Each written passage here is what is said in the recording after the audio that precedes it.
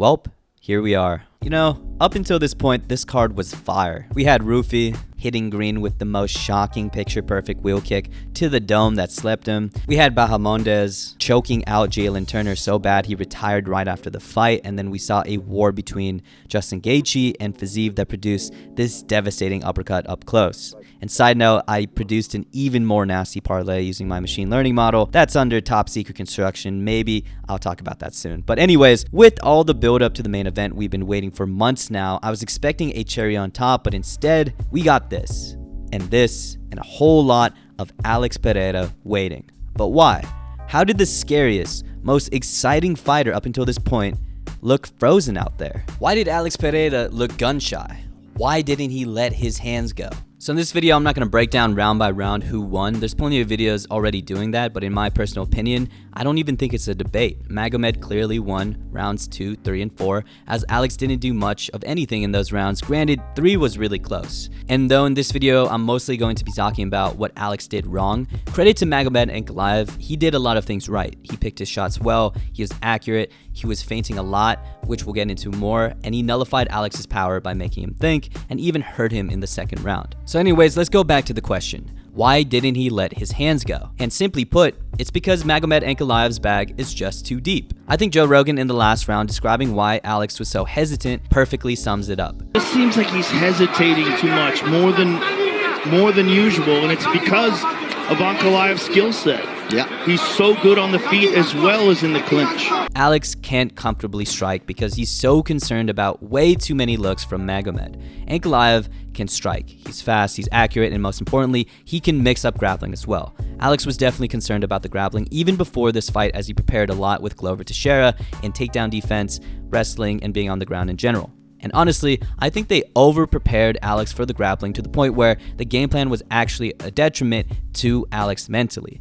The whole time, Alex was initially prepared for Magomed to grapple, and just the anticipation of the takedown stopped Alex from walking forward, throwing confidently, and letting his hands go, even though, like I said in this video, Magomed is primarily a striker. You can kind of tell in the first round that Alex was hesitant to throw anything but leg kicks at distance because it felt like he was just anticipating the shot that eventually came late in this round. And his primary mode of offense throughout the entire fight was kicks, because kicking range is a long enough and comfortable range for Alex to see the shot and react. Additionally, not punching allows Alex to get the underhooks quicker and not give an opening for a double. I think mentally, instead of confidently knowing that he could react in time if he needed to defend a takedown, he was preemptively concerned of the takedown, which left him hesitant to throw. Then on top of this, Alex had to actively be concerned with the fast striking of Magomed Ankalaev.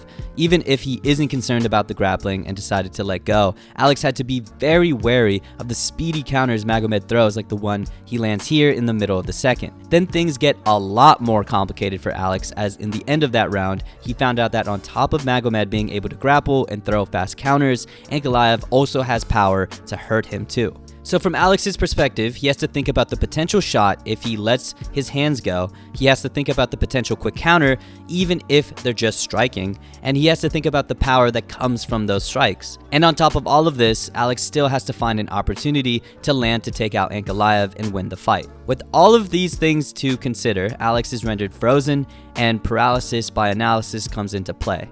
George St. Pierre talks about this on Joe Rogan, and I've mentioned it before, as he basically did this to BJ Penn in their second fight, giving him feints and a bunch of different looks to overload the nervous system and absolutely freeze his opponent. And this could be a contributor to why BJ Penn has lost his fucking mind. But anyways, back to Magomed Ankalaev. Magomed, even if he wasn't throwing a lot, was dipping a lot and feinting, which got Alex's nervous system way too overloaded. Like, is this a shot? Is this a lead hand hook? Is this a feint to throw something else? Something just as simple as the potential of the shot, and not even the shot itself, can completely change a fight. Just compare this performance with his fight with Khalil Roundtree. Roundtree is probably just as fast as Magomed and probably has more power. But without the threat of the takedown, even if Alex got caught in the fight with the speed and the straight punches, there was absolutely zero threat of the takedown, and Alex comfortably walked down Khalil.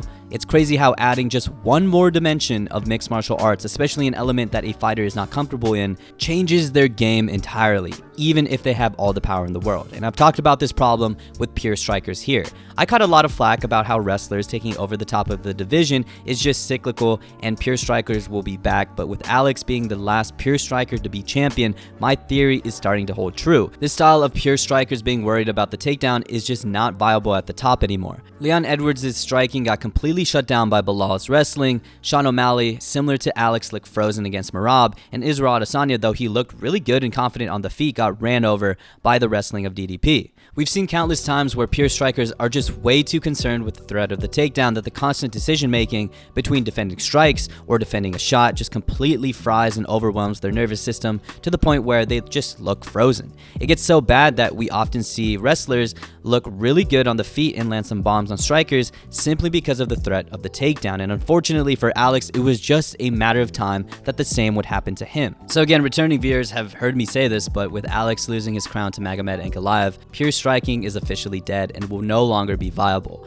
The striking we will see at the top in the UFC moving forward are going to be guys with grappling bases who can comfortably move forward and strike freely, knowing that they can deal with the grappling if they have to. That's DDP, that's Islam Makhachev, that's Tom Aspinall, that's especially Ilia Topuria, guys that can grapple but can and most often crush the opposition with their striking. As the UFC progresses in the next 2 or 3 years, or even the next year, I really don't think we're going to see Israel Adesanya, Sean O'Malley's, Leon Edwards, and unfortunately Alex Pereira's on top again. But you know what? Despite everything I said, that Magomed froze Alex with too many options, that pure strikers like Alex can't get to the top anymore, etc., I still think Alex can pull it off in the rematch with the exact same game plan I detailed here. As well-rounded as Magomed Ankalaev is, he still primarily is a striker, and we even saw it in this fight. For the most part, he kept the fight standing, was winning the fight standing, and really only resorted to a grappling heavy focus in the 4th and the end of the 5th. He couldn't get a takedown and didn't do much with these exchanges on the fence. Again, this wasn't Bilal relentlessly taking down Leon or Merab smashing Sean. This was Magomed usually standing and really only showing the threat of the takedown rather than actually using it. If Alex gains the right confidence to strike freely, and especially gain that confidence knowing he stuffed all 11 takedown attempts in this fight, I think in the rematch he can take it. Alex has to realize that Magomed is a striker and get this mental thing out of his head that he has to constantly deal with grappling. I really think if Alex focuses on employing his style of moving forward and striking rather than being concerned about Magomed's style of potentially taking him down, that's going to be a huge difference maker in the inevitable rematch and will boost Alex's confidence moving forward. But let's just say for whatever reason, Alex doesn't get the rematch, or even worse, does get the rematch and still remains frozen because he thinks way too much and then loses that second fight. Does Magomed Ankalaev reign supreme on 205 for a long time? I don't think so, because there's a guy that is a deadly striker that doesn't think too much in his fights sometimes, and that's Jiří Procházka. I think stylistically, he is a great matchup for Magomed Ankalaev. He's a guy that holds tremendous power, that's super awkward in the striking. It is not going to give a single flying fuck that Magomed Ankalaev can grapple. Admittedly, he's been a little smarter in his fights recently, but I still think that Jiří Procházka is just not going to overthink. He's going to be confident moving forward, he's going to strike, and he's just going to deal with the grappling when it happens. I think we saw this against Glover Teixeira, where he didn't really give a fuck about the grappling pedigree of Glover. He took care of business when it had to go to the ground, and he didn't really care that Glover could take this and submit him. In fact, he ended up submitting Glover and going to the ground with him. So if Alex ends up taking a really long break before the rematch and Magomed wants to get a fight in, or for whatever reason Alex loses in that rematch, I think Jiří's up next. I really do think Jiří's up next, and let's go for that. Anyways, what do you guys think about Alex Pereira's performance last Saturday? Do you think he's going to look frozen in the rematch? And on the flip side, do you think Magomed Ankalaev is going to beat Alex in the rematch, show him more options, and will he reign over 205? Or do you think, or agree with my theory, that Jiří Procházka matches up really well against Magomed Ankalaev and can and probably will beat Magomed in that matchup, and Jiří will then reign supreme over 205? I'd like to hear your guys' thoughts. It's pretty interesting what's happening at light heavyweight. And yeah, thank you guys for always supporting, of course, and I'll see you in the next one. Peace.